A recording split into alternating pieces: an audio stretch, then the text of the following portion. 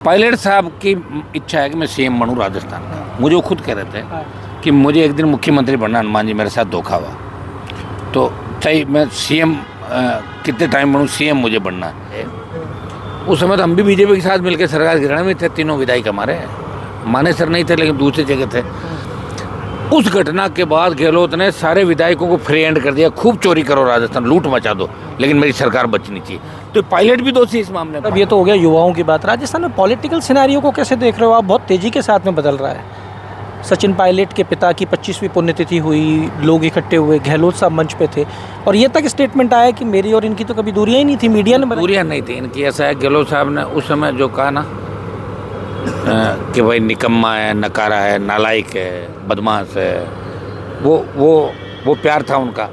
और गहलोत साहब, हाँ, गहलोत साहब सचिन से प्यार करते तभी तो उसको इस तरह डांटा था। और सचिन जब सरकार गिराने मानेसर गए तो वो प्यार ही तो था कि सरकार गिरा दो, ये प्यार में वो कर रहे थे सारा काम। दो प्यार करने वाले लड़ते हैं तो एक दूसरे का नुकसान ही तो ये कर दिया ना नुकसान उन लोगों ने। तो जनता को बेवकूफ़ बना रहे हैं कि अगर नहीं लड़ रहे हो तो राजस्थान की बॉडी वाली जनता को बेवकूफ़ क्यों बना रहे हो। पायलट साहब की इच्छा है कि मैं सीएम बनूं राजस्थान का। मुझे वो खुद कह रहे थे कि मुझे एक दिन मुख्यमंत्री बनना, हनुमान जी मेरे साथ धोखा हुआ तो चाहे मैं सीएम कितने टाइम बनूं, सीएम मुझे बनना। तो ये तो गहलोत से उसी समय बात कर लेते, 4-6 महीने लास्ट के टाइम रह जाते हो, दिल्ली बैठ के बात कर लेते तो दोनों का झगड़ा समाप्त हो जाता। उनकी सीएम की लड़ाई में राजस्थान को बर्बाद क्यों किया इन्होंने? क्यों गहलोत की सरकार जब वो गिराने गए उस समय तो हम भी बीजेपी के साथ मिलकर सरकार गिराने में थे, तीनों विधायक हमारे मानेसर नहीं थे लेकिन दूसरी जगह थे। उस घटना के बाद गहलोत ने सारे विधायकों को फ्री हैंड कर दिया, खूब चोरी करो राजस्थान, लूट मचा दो, लेकिन मेरी सरकार बचनी चाहिए। तो पायलट भी दोषी इस मामले में। पायलट की वजह से तो ये सारा काम हुआ। और गहलोत साहब ने ये भी कहा एक नेता के लिए कि ये तो मानेसर की उपज है। तो क्या ही रहे हो, तो अब वो नेता ही नहीं समझ रहा, तुम्हारी मजाक उड़ा रहे हैं, तुम्हें नेता नहीं कह रहे हैं। वो कोई कह रहे हैं मानेसर की उपज है, कोई कहीं की उपज है। वो तो अपना काम कर ही रहे हैं ना। अशोक गहलोत का जो नेचर है अपने हिसाब से वो तो काम कर ही रहा है। बुला लिया ना पायलट को घर पे और बन गए वहाँ मुख्य अतिथि, दोनों काम कर लिए उन्होंने।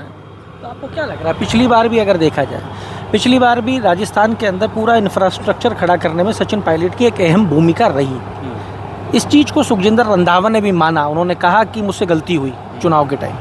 ये भी कहा कि मैं कार्यकर्ताओं का डीएनए जांच भी होगी अब कि कौन कांग्रेस का डीएनए वाला है। आपको क्या लग रहा है ये वही सिनेरियो? रंधावा की पत्नी हार गई अभी चुनाव बुरी तरीके से पंजाब में। जाना आप राजस्थान में रंधावा का क्या प्रभाव, कौन जानता है रंधावा कौन है, कहाँ पे प्रभारी है ना? अरे कौन प्रभारी पूछता है यार, घनी प्रभारी। यहाँ का वो प्रभारी बीजेपी वाला अनशन बयान देते घूम रहा है, रोज पागलों की तरह माफिया मांगता है। रंधावा को क्या पता राजस्थान उस समय। देखिए उस समय का सिनेरियो जो भी था, आप 18 के अंदर आप देखें कि 18 में जब पायलट का आप कह रहे हो ना, 18 में हमारे पास तो कोई कुछ भी नहीं था, न कोई आर्थिक संसाधन थे, नहीं होते हुए भी 10 लाख वोट लिए हमने और कांग्रेस बीजेपी को यूं डाल दिया बराबर लाख। और 23 में भी लोग समझ नहीं पाए, हमारा समय बहुत लास्ट में खराब हुआ, 2 साल कोविड में चले गए, फिर भी वोट 10 लाख आए और कोई बीजेपी बहुत ज़्यादा नहीं जीती।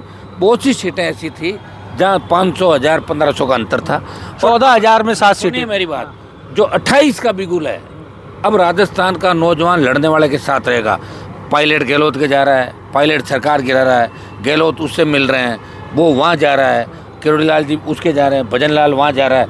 हर व्यक्ति देख रहा है कि राजस्थान में कौन इनको ठग रहा है, कौन पागल बना रहा है और कौन जनता को गुमराह कर रहा है, वोट ले रहा है। इसलिए अब की बार राजस्थान का नौजवान राष्ट्रीय लोकतांत्रिक पार्टी को वोट करेगा 28 के अंदर। इस बार हमारा वोट भी बढ़ेगा और कांग्रेस बीजेपी को छोड़ के जितने भी थर्ड फोर्थ के लोग हैं हम सब संगठित होकर लड़ाई लड़ेंगे। इस बार राजस्थान की सत्ता पे नौजवानों का कब्जा होगा और राष्ट्रीय लोकतांत्रिक पार्टी बड़ी ताकत बन के और राजस्थान में उभरेगी। 18 के अंदर जो जलजला था, 23 में जितना हम चाह रहे थे किसान आंदोलन में सत्ता छोड़ी, लोग नहीं समझ पाए। कई बार समीकरण ऐसे बन जाते हैं, समीकरण नहीं बन पाए हमारे, लेकिन 23 से फिर हम लड़ रहे हैं, बैठे नहीं हैं। और 28 के अंदर राजस्थान का जवान और किसान आशीर्वाद देगा और 28 में आरएलपी बड़ी मजबूत पार्टी बनकर राजस्थान के अंदर उभरेगी। तब आपको नहीं तो कोई पायलट का जादू दिखा, इनके जादू चल गए पहले जो चलने थे, अब चले हुए लोग दोबारा नहीं चलते, ये सारे चल चुके जो आप जिनके नाम ले। अगर आप ये वीडियो YouTube पर देख रहे हैं तो हमारे चैनल को सब्सक्राइब करें और बेल आइकन को दबाना ना भूलें। अगर आप Facebook पर ये वीडियो देख रहे हैं तो हमारे पेज को लाइक करें।